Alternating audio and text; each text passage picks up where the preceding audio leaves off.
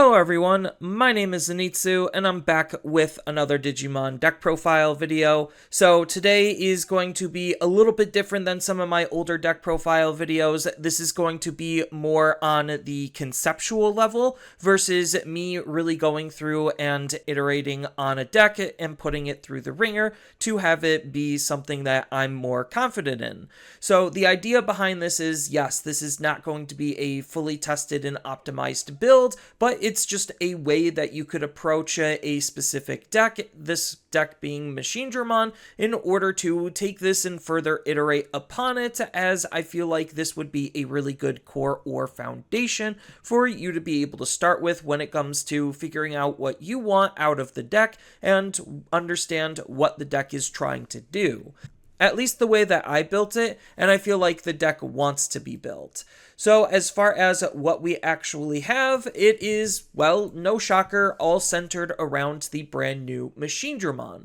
So the brand new Machinedramon has the assembly ability, where it's assembly 6, so that means for utilizing this ability, you're going to be reducing the play cost of your Machinedramon by 6, and to do that, you simply have to have 4 level 5 cyborg traded Digimon with different names in your trash, which there's coincidentally a lot of different cyborg traded Digimon, and we can take advantage of utilizing a whole bunch of them. The old Machinedramon was a little bit more specifically color locked, but this one is not, so we could expand our horizons as far as the pool of cards that we're able to pick and choose from, while also being a little bit cheaper than the old EX1 Machinedramon in order to hard play, while having arguably just as strong, if not stronger, of an ability. So what we're really trying to take advantage of is the fact that, yes, we could play a Mega out for relatively cheap, we could choose to Digivolve into him, it doesn't really matter because his on play and when Digivolving and when attacking ability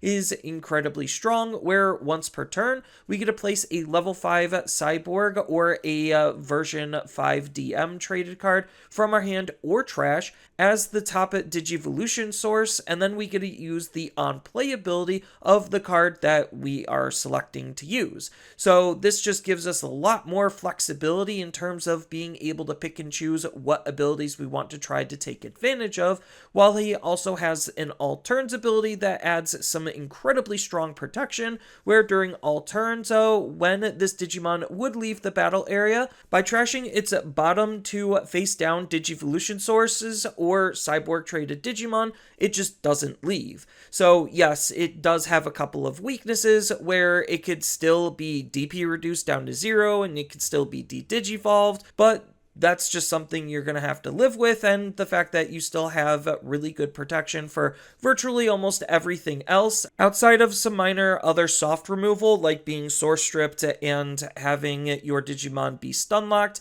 He's still a very strong Digimon to be working with, and we want to shift the build in order to best take advantage of this card. So as far as when it comes to the rookies to be able to support this, because Assembly 6 needs exactly 4 cards in order for you to use, we're just going to try to leverage some of the purple low end to be able to fill up our trash as quickly as possible. So the egg is going to be Demi-Meramon for that sick discard and draw 2, on top of the fact that Syakomon is a really easy card because he has an on-delete, draw, and discard. And the addition to the overall consistency engine is just the last rookie being Ukomon, just helps round out the deck's ability to be able to find and take whatever we need and try to pitch whatever we want in our trash to get us set up as quickly as possible. While Ukomon also helping with the whole turbo raising area thing, so we could try to be as aggressive with our rookies as we possibly can, because we just don't care about their existence and we want them to die, so we could trigger the on-delete ability of our egg and our subsequent Digimon. Then when it comes to the only level 4 Digimon, I was kind of having a hard time finding more space for more Raremon, but I feel like just having at least one Raremon is still really good because he does have an on-play and when Digivolving ability, where we get to discard a card and draw 2. So again, just more filling up the trash and adding cards to our hand to increase the deck's consistency. He's also treated as a cyborg, but the fact that he does have a relatively low play cost is still pretty nice. We could Digivolve on top of the Syakomon if we really wanted to, on top of the fact that he also has a when attacking ability to allow us to discard a card from our hand and to be able to delete an opponent's level 3 Digimon in case we actually do want to try to stack build. The deck still has the potential, which is why I would want to run more Raremon, but I don't necessarily feel like he's like super needed for the deck. He's just a good card that helps round out what the deck's capable of. Then when it comes to the level 5s, we're just going to be toolboxing all of our level 5s the best that we possibly can, and this time we actually want to have a sub-focus on having some on-play abilities for us to actually trigger off of the Machinedramon. So one of the best on-play abilities that we want is the BT7 Metal Greymon, because this allows us to either play a red tamer, or if we already have a tamer, then we just get to gain 2 memory. So the idea is we're going to be using this as one of the primary cards to tuck under our Machinedramon off of his on-play when digivolving when attacking ability. So that way, when we basically hard play him for 6 because assembly, we get to use this ability to tuck him underneath, and then he's ideally going to gain us 2 memory, so we turned that 6 play cost Mega into a 4 play cost Mega, which is a lot easier to manage in terms of how much memory you need in order for your turns to function. Then we're just going to be running, again, just a slew of different Cyborg traded Digimon with on-play abilities, and we also want to play them for their inheritable abilities. So Cyberdramon is just forcing the opponent to manipulate their security, but we care more so about the plus 4,000 DP, so that way we could try to win specific DP wars and hit specific thresholds, because we also have the consistency on that ability, utilizing it with Metal Greymon Alteris mode for, again, just another plus 4,000 DP. And then the on-play is just some halfway decent removal, which is never a bad thing. And speaking of removal, that's why we also have Metal Greymon from EX09, because this is also a DM traded card, so it has some extra little bits of synergy with the deck, especially since a lot of the DM level 5s also can reduce their own play cost, which is really nice to be able to have alternative play lines on whether we need to play a level 5 or play a level 6. So it just gives us more flexibility. So speaking of Security Attack Plus, I'm also going to be running Volcanomon because, again, Security Attack Plus, the fact that it's just consistency for Security Attack Plus is the main reason why we're running this card to begin with, and that's exactly why we're running Metal Greymon from Starter Deck 15 is, again, same type of deal, just trying to be consistent with our abilities and having them on different names, so that way we could pick and choose what name we need of what Digimon to use with our Machinedramon. Then when it comes to some of the other DM traded cards, we got the Metal Mamemon for some unsuspend action, so that way we could be more aggressive. Then we also running Andromon as the primary blocker. Then we also get Metal Tyrannomon for piercing, so all really strong abilities, which is why we're also going to be running the EX8 Metal Tyrannomon, because it's effectively doing the same thing as what the Rapidmon is doing, just a little bit easier and potentially better, because of the fact that he doesn't need a tamer in order to get the Digivolve, and the All Turns ability is just as good at being able to trash the opponent's security, allowing us to have good offensive and defensive capabilities. Then we're also going to be running the Makagaugamon, because of the inheritable being super easy at just extra ways to unsuspend our Digimon. And speaking of unsuspending our Digimon, we do have arguably the best new level 5 for the deck, which is Megadramon, because the cost of the condition for the inheritable is literally unsuspending. So it's not a when attacking to unsuspend, it's at the end of the attack you can unsuspend, and then you just get to delete one of the opponent's Digimon. So it's just an absolute cracked inheritable ability, while also, again, just having some more removal on the on-play ability that we could take advantage of. Then we do have a little bit of Tamer hate, so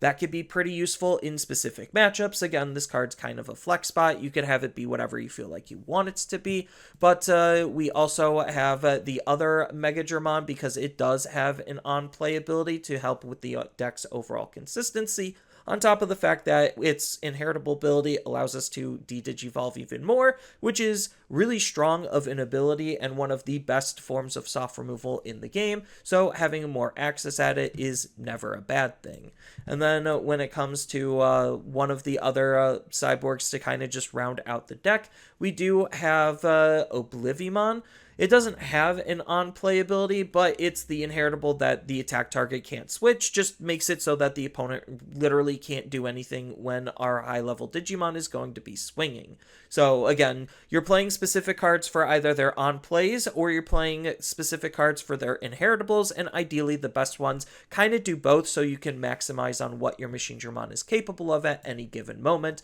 thanks to all of its abilities. Then to support the Machinedramon, we do have some of the old tools that we were using, like the EX3 Chaosdramon for some more de-digivolve and more ability to stick more sources underneath them, while also having a similar style protective ability, which is good, so that way we want to try to use this as a good stepping stone for our Chaosdramon X Antibody, which actually can get more value out of because of the fact that he copies the effects of our Machinedramon and our Chaosdramon in its Digivolution source, so that way we have a lot of abilities being able to go on all at once when we go up into this card. And then the best ways that the deck has to be able to support this type of a gameplay when it comes to its Tamer lineup, we're just going to be running both analog mans because they both do have their own sets of pros and cons. So I'm going to be running mostly the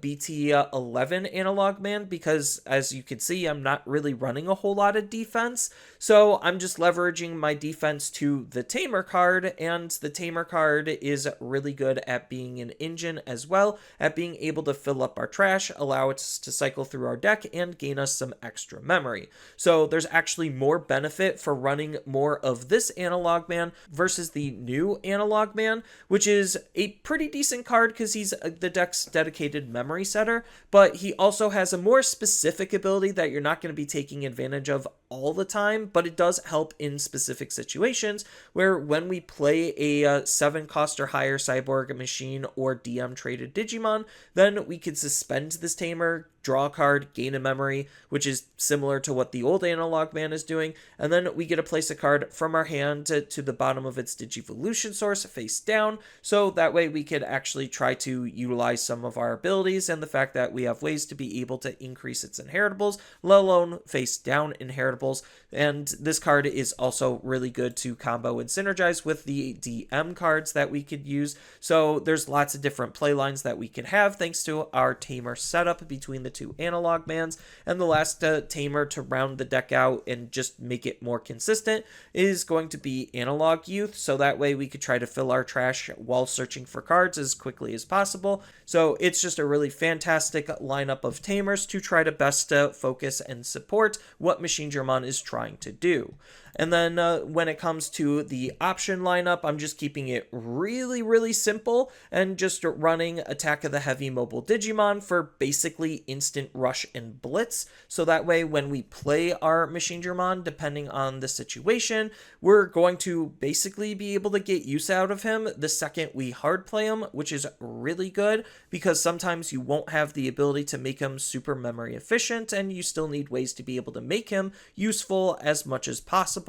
And that's why I'm also going to be running Supreme Connection to act as our big delay option card, where it's going to be helping with the deck's overall consistency, and then it also is going to help reduce the play cost of our machine and cyborg traded Digimon that are level 5 or higher. So in the ideal situation, we're going to use Supreme Connection to be able to reduce the play cost of playing out our Machinedramon, which is going to reduce his play cost by utilizing the assembly, so that way he's basically a mega level Digimon we could effectively play for 3 memory, without the addition of the analog man helping us gain a memory as well. So we could basically play him for 2 memory in that type of situation. And well, we could make him either like 1 memory or free with the Metal Greymon as the primary card we want to tuck underneath first. So that way we get access at that 2 memory. So you can see there's just a lot of different ways to be able to get up into Machinedramon and try to make our Machinedramon as effective as humanly possible,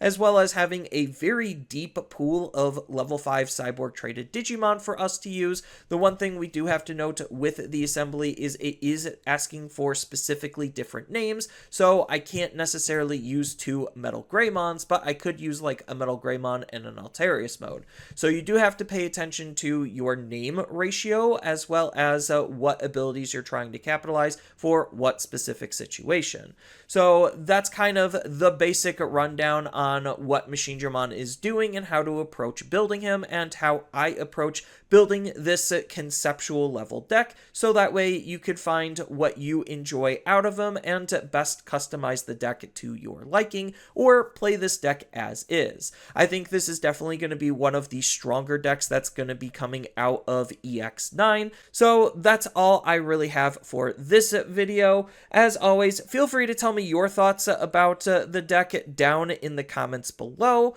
And as always, if you enjoyed this type of content and found it to be helpful and informative, feel free to leave a like and subscribe. And don't forget to hit that notification bell so you can stay up to date whenever I upload or go live next. And with that, thank you everyone for watching, and I hope to see you all in the next video. Later.